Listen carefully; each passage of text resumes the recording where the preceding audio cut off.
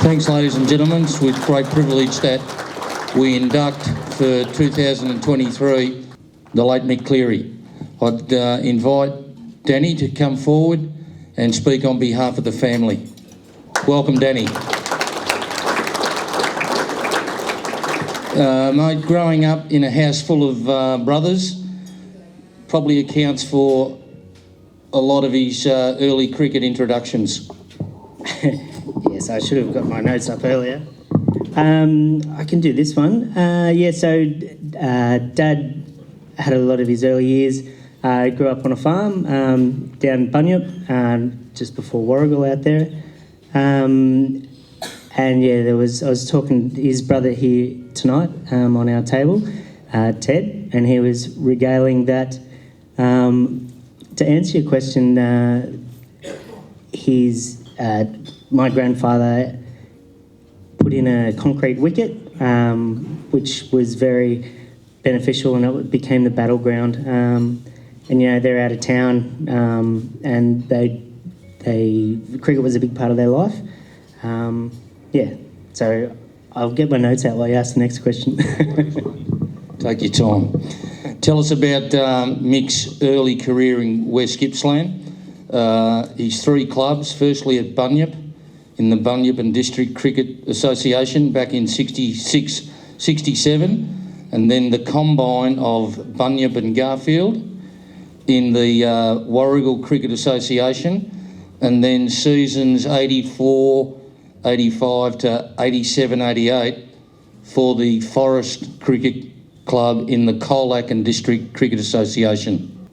So Dad's cricket career, essentially, so if you just pause it there, starts in Bunyip. As far as senior cricket went, I was talking to Ted on the way here. He played a bit quite young. They weren't necessarily it was a smaller league at that stage. He probably wasn't fully committed. He was also studying at uni. That Bunyip and District League sort of disbanded, and then they became a little fish in a much bigger league, which was the Warrigal and District League. And so Dad was 24 when he went to that league, and played with, there was 4 Cleary brothers, and Kelly Thulis was actually in that team throughout that period. And like I said, they were like a little fish in a big league, and they were very successful. They won several premierships, and Dad was known for being a real workhorse bowler. Could bowl 25 8-ball overs on the trot, bowl all day, and was quite quick. I'm getting a lot of feedback. Been talking to Mark Ridgway. He played a bit of first class cricket, and did a lot of interleague stuff with Dad back in those days. And he said that he was he struck fear into the batsman, which I didn't. I sort of faced him when he's in his 40s, and he was much of a handful then. There was a little bit of a controversy in. So I think they won maybe 4 premierships in the 5 or so, or no, a bit longer, in that period. And so he's a primary school teacher. So Warrigal's about an hour to the east of Melbourne, and he got a placement over near Colac, which is the other side of Melbourne. So he obviously moved the family over there at Christmas time. He was coming back, commuting to finish off the season, and he did fill in one game over in the Otways district, but he did have a verbal agreement with someone from the administration, and a lot of the bureaucracy was a bit loose in those days, but he helped Garfield Bunyip get into the grand final. And then, there was a bit of an appeal, and he wasn't allowed to play in the final. That would have been, his swan song as he left. And it wasn't a big grudge for him. I just found it all when I went through his mother's scrapbook and talked to a few people. But So, and then he went over to Forest in the Otways there, and so he sort of had 4 kids under the age of 10 at that point. And he enjoyed playing cricket. They did win a premiership. I don't have a lot of information on that. I don't think it was a strong league, and that's probably proven by the fact that Dad actually made 133 in one of his innings, which, well batted. Yeah, so that's he used to call it sort of BC, like before Cleary, is what he said when he would come up here. So that brings us to the present.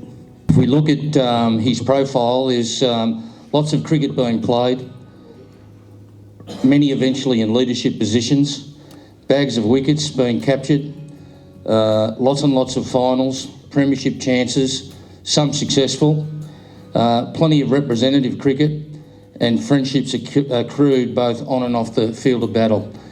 There's a theme running throughout all this that seems to occur and then reoccur as we go through.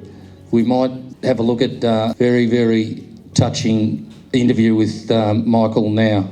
I turned up at the start of 1987, and it was between Christmas and New Year, and the football club visited me about before I'd unpacked the boxes, and I remember saying to the football boys, "Oh, what's the cricket club like?" I said, "I'm probably more interested in cricket than football." Anyway, I turned up, it was in the Christmas break. I was just leaning up on the wall watching the game, and we don't get many spectators at Strathmerton. It was interesting to see all the boys go, "Who's that, who's that?" Pretty sure they were onto it. It was the new school teacher. And yeah, there was probably a 16-year-old Brendan Ryan, Greg Hazelman, I remember him because he had the form guide out, Bomber, and anyway, Big Ben, they all came up and made me pretty welcome, and that's probably my earliest memory.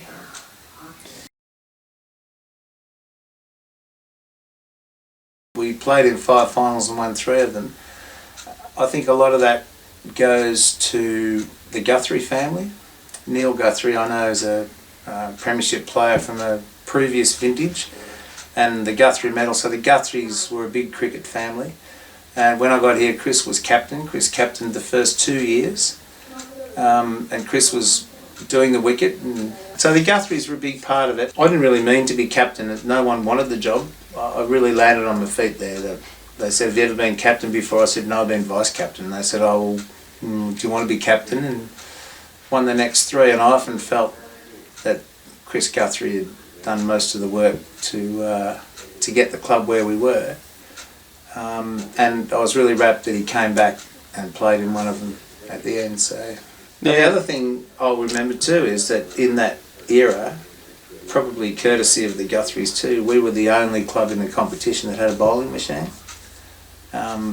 And I think that gave us a bit of an edge because we're not a big club, we never have been. We've been probably 15 adults and a few kids. And you go against the bigger towns, we've actually stood up pretty well. Actually, we played in 5 finals in a row against 5 different teams, so you wouldn't really have a main rival. I think probably the side we should have played more in finals was Baruga. They had a pretty good side. They just had a little time where they couldn't get through the semis, and you know what that's like. I think we've done that a few times over the years as well. It's funny how when we talk, we think bowlers, we think quick bowlers. Quick bowlers aren't always your best asset, I reckon. We had a lot of success with slow bowlers, Damien Ryan and David Gemmell in tandem, very important to our success. Mark Baldwin from Jerilderie, better known as Basher, always a good opponent and could make the ball talk. Kevin Kelly-Thulis wrote a piece, Danny, in the Cobram Courier in reflecting on Mick's untimely death. He noted, however, that Mick was, quote, a fierce competitor that struck fear into the opposition batsman. What was Dad's formula for success, do you reckon? From a few of my conversations, a lot of it was probably dependent on that pace. Apparently he was a quicker bowler than I thought. He was quite humble in all these regards. He wouldn't really talk himself up too much. But further to that, I've written down a few other things. He was naturally competitive. Growing up playing a lot of sport, will do that. He had quite good biomechanics, he moved quite well. Like he was 6'1", but he wasn't overly tall or gangly, and he had a compact and deliberate action. I think he understood the game quite well, and he could identify and exploit poor batting technique pretty quickly. And he was a natural leader that fostered healthy long-term relationships with everyone, from teammates, students, and even people across the association. He had a strong sense of community. He understood the benefits that sport plays in our small community. And as a school teacher, I think it probably suited his lifestyle. Rolling the wicket before and after school, and got the weekends in the summer. So, yeah. His proudest moments and achievements in cricket. What's the consensus there, Danny? Well, I mean, he did receive quite a few accolades and played large parts in successful eras at places, but I think that the most thing that he'd be proudest of was watching the development of the kids that he teaches the fundamentals to, whether it's at home, at school, or through his junior coaching. He's always very encouraging and celebrated his other people's success. And he was a real father figure, not only to us, but to many of the kids in our club and across the Murray Valley. And I'm very happy to share him with everyone, and that he meant so much to so many young and old. While he was quite humble, I'm sure Dad would be very proud to be a part of the Hall of Fame, particularly with the other tonight's inductees. So congratulations to them as well. And Dad's legacy to cricket. Why do you reckon he enjoyed it? What appealed so much to him? And what's he left? Cricket was such a large part of Dad's life. Early on, the game sort of shaped his character, I guess. It provided a healthy lifestyle and many friendships. I loved having a beer with Dad on his deck and chatting about footy and cricket, because I was sort of here and there and wherever, and I felt like I know a lot of you a lot more than you know me, because Dad would often sort of tell me who's playing well, or who was on all the country weeks and things. So you were all a big part of his life. The other thing is, like, the wicket was his mistress. The Carters and the McMillans and Oswalds and all that, they were his other kids. The holidays inked in on the calendar each year would have been to go in Melbourne for the last 30 odd years. So I guess the other thing that the cricket and catch cry I'd like to leave you all with was, and I used to recall it every time I'd trudge off the ground, shaking my head, and that's what Dad used to say a lot, was play straight. And finally, what do you think being inducted as a Hall of Famer would have meant to the old man? He's a very humble man, and as you mentioned earlier, he really appreciates history. He is a part of history, and he created a lot of history. So I think that it's very apt that he's in it. We're all very proud of him, so thanks. Okay. Good on you, Danny. Thanks very much. And I'd like to invite the Cleary family to come forward, and we might do something very special in relation to our Hall of Fame badge. Dennis, would you like to come forward and do us the honour, please?